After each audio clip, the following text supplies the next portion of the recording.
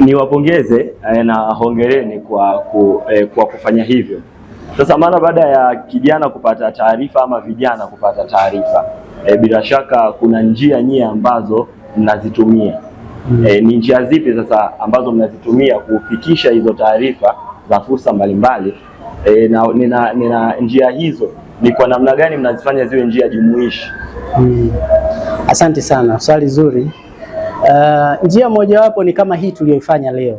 Nadhani umeona tumekuwa na session nzuri na vijana katika chuo hiki cha Dodoma Media College. Tumeweza kuwapitisha vijana katika masuala kadhaa muhimu ambayo yatawawezesha kwanza wao kujitambua, lakini pia kujua namna gani wazitafute hizi fursa za ajira, lakini wajue mara baada ya kuhitimu ni nini hatua inayofuata, hatua iliyo mbele yao. Kwa hiyo njia kuu ambazo tunazitumia kwanza ni kutembelea vyuo kama hivi tulivyofanya hapa, na hatuishii hapa tu, tunaenda pia katika vyuo vingine.